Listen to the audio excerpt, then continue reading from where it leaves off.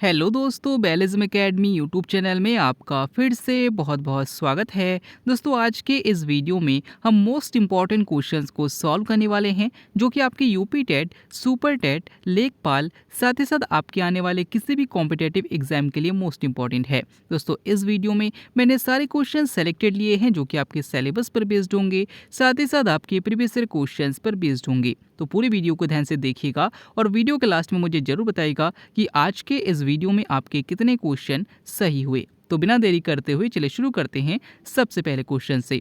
सबसे पहला क्वेश्चन है, महात्मा गांधी को राष्ट्रपिता के रूप में उल्लेख सबसे पहले किसने किया था? ऑप्शन आपके सामने हैं, जवाहरलाल नेहरू, ऑप्शन बी वल्लभ भाई पटेल, ऑप्शन सी राजगोपालाचारी या फिर ऑप्शन डी सुभाष चंद्र बोस।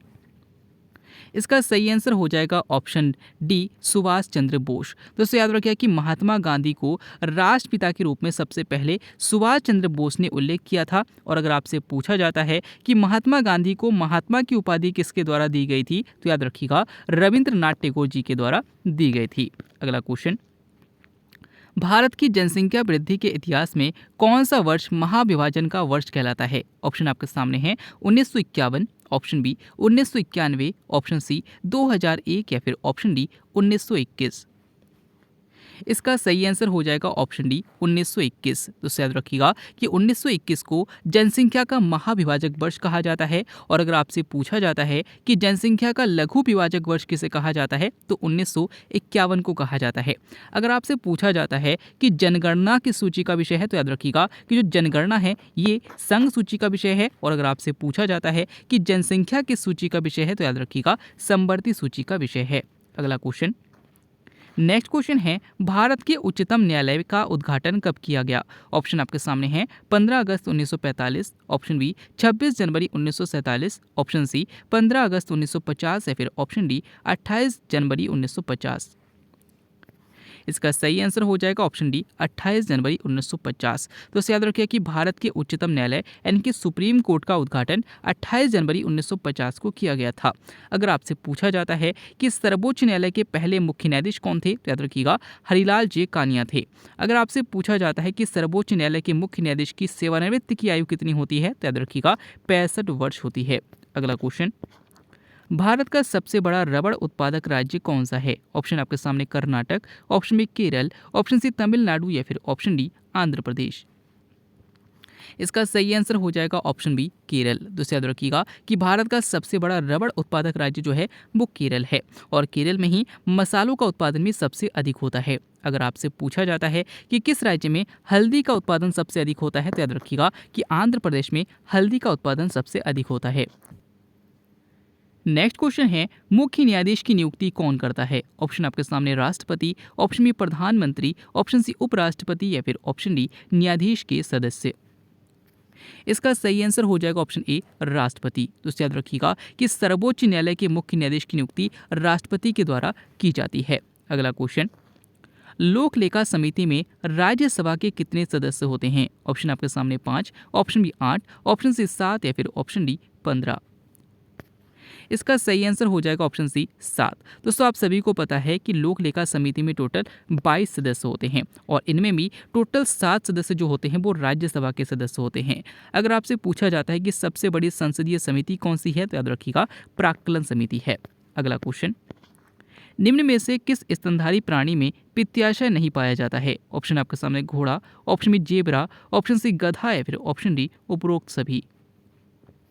इसका सही आंसर हो जाएगा ऑप्शन डी उपरोक्त सभी। तो याद रखिएगा कि घोड़ा, जेबड़ा, गधा, खच्चर और चूहा लगभग ऐसे कुछ जीव होते हैं जिनमें पित्ताशय नहीं पाया जाता है। अगला क्वेश्चन, निम्न में से कौन सा हार्मोन रुधिर में ग्लूकोज की मात्रा को बढ़ाता है? ऑप्शन आपके सामने हैं, glucagon hormone, option B insulin hormone, option C steroid hormone या फिर ऑप्शन डी पॉलीपेप्टाइड हार्मोन। इसका सही आंसर हो जाएगा ऑप्शन ए ग्लूकागॉन हार्मोन। दोस्तों, हमारी जो अग्न्याशय ग्रंथि है, जिसे पैनक्रियाज भी कहा जाता है, इनमें 3 प्रकार की कोशिकाएं होती है। एक अल्फा कोशिका होती है, एक बीटा कोशिका होती है और एक प्रकार की कोशिकाएं जो होती है जिन्हें हम गामा कोशिकाएं कहते हैं। इनमें जो अल्फा कोशिकाएं होती है इनसे ग्लूकागॉन हार्मोन निकलता है और बीटा कोशिकाओं से इंसुलिन हार्मोन निकलता है। जो इंसुलिन हार्मोन होता है ये हमारे रक्त में ग्लूकोज की मात्रा को नियंत्रित करता है और जो ग्लूकागॉन होता है ये रक्त में ग्लूकोज की मात्रा को बढ़ाता है, यानी कि ऑप्शन ए हमारा बिल्कुल सही है। अगला क्वेश्चन, सेरोलॉजी किसका अध्ययन है? ऑप्शन आपके सामने मच्छर, ऑप्शन बी सांप, ऑप्शन सी तिलचट्टा या फिर ऑप्शन डी छिपकली। इसका सही आंसर हो जाएगा ऑप्शन डी छिपकली। तो इसे याद रखिएगा कि सेरोलॉजी में छिपकली का अध्ययन किया जाता है। अगर आपसे पूछा जाता है कि सेरीकल्चर के अंतर्गत किसका अध्ययन किया जाता है, तो याद रखिएगा कि जो सेरीकल्चर होता है वो रेशम कीट उत्पादन के अंतर्गत आता है। तो रेशम कीट उत्पादन सेरीकल्चर कहलाता है और छिपकली का अध्ययन सेरोलॉजी कहलाता है। अगला क्वेश्चन, विक्रमशिला विश्वविद्यालय की स्थापना किसने की? ऑप्शन आपके सामने Devpal, option B Dharmpal, option C Dhruv या फिर ऑप्शन डी गोपाल। इसका सही आंसर हो जाएगा ऑप्शन बी धर्मपाल। दोस्तों याद रखिएगा कि विक्रमशिला विश्वविद्यालय की स्थापना धर्मपाल ने की थी। अगर आपसे पूछा जाता है कि विक्रमशिला विश्वविद्यालय का संबंध किस धर्म से है, तो याद रखिएगा बौद्ध धर्म से है। अगला क्वेश्चन, ऋग्वेद में कितने भजन हैं? ऑप्शन आपके सामने है 1050, ऑप्शन बी 1022, ऑप्शन सी 1028 या फिर ऑप्शन डी 1035। इसका सही आंसर हो जाएगा ऑप्शन सी 1028। दोस्तों आपसे क्वेश्चन थोड़ा घुमाकर भी पूछा जा सकता है।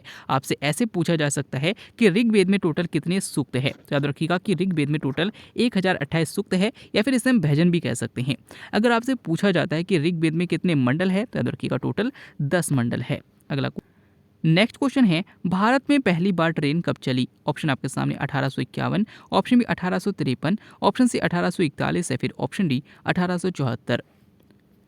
इसका सही आंसर हो जाएगा ऑप्शन बी 1853। तो याद रखिएगा कि भारत में पहली बार ट्रेन 1853 में बम्बई से थाने के बीच चली थी। अगला क्वेश्चन, बाइनरी संख्याओं में प्रयुक्त कितनी संख्याएं होती है? ऑप्शन आपके सामने 5, ऑप्शन बी 9, ऑप्शन सी 7 या फिर ऑप्शन डी 2।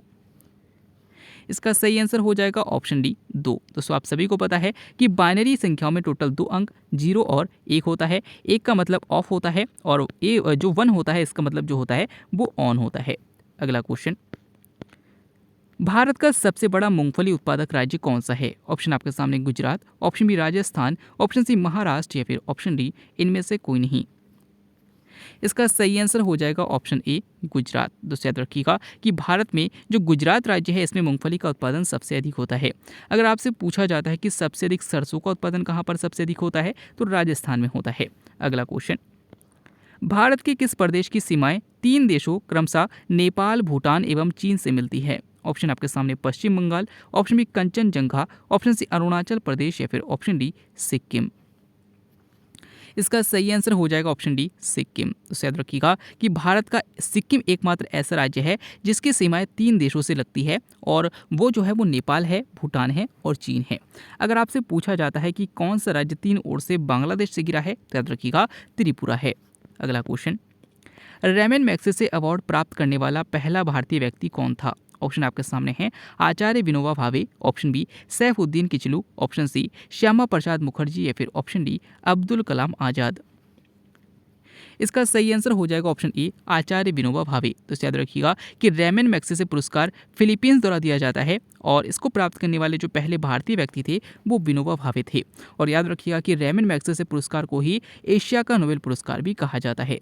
अगला क्वेश्चन, भारतीय राष्ट्रीय कांग्रेस का प्रथम मुस्लिम अध्यक्ष कौन था? ऑप्शन आपके सामने है मोहम्मद अली जिन्ना खान, ऑप्शन बी अब्दुल गफ्फार खां, ऑप्शन सी अबुल कलाम आजाद या फिर ऑप्शन डी बदरुद्दीन तैयबजी। इसका सही आंसर हो जाएगा ऑप्शन डी बदरुद्दीन तैयबजी। तो याद रखिएगा कि भारतीय राष्ट्रीय कांग्रेस का प्रथम मुस्लिम अध्यक्ष जो था वो बदरुद्दीन तैयब था। अगर आपसे पूछा जाता है कि भारतीय राष्ट्रीय कांग्रेस की अध्यक्षता करने वाली पहली महिला कौन थी, तो याद रखिएगा एनी बेसेंट थी। और अगर आपसे पूछा जाता है कि भारतीय राष्ट्रीय कांग्रेस की अध्यक्षता करने वाली पहली भारतीय महिला कौन थी, तो याद रखिएगा सरोजिनी नायडू थी।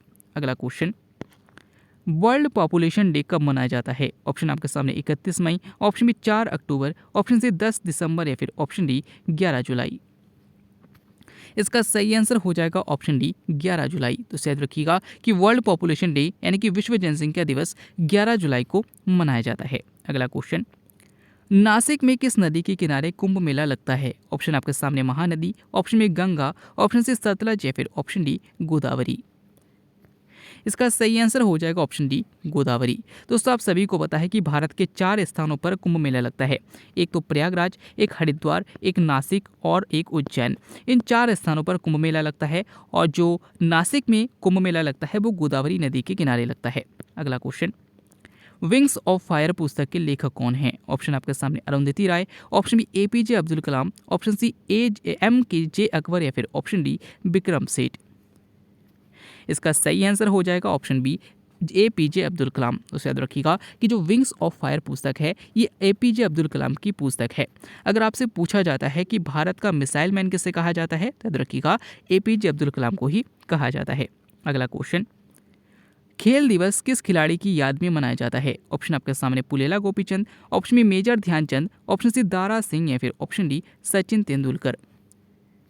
इसका सही आंसर हो जाएगा ऑप्शन बी मेजर ध्यानचंद। तो याद रखिएगा कि मेजर ध्यानचंद का जो जन्मदिवस है 29 अगस्त, उसी दिन को हम इनकी याद में खेल दिवस के रूप में मनाते हैं। अगला क्वेश्चन, प्रति विटामिन क्या है? ऑप्शन आपके सामने है विटामिन का अच्छा कृत्रिम स्रोत, ऑप्शन बी विटामिन को नष्ट करने वाला पदार्थ, ऑप्शन सी रोगों के उपचार की दवा या फिर ऑप्शन डी इनमें से कोई नहीं।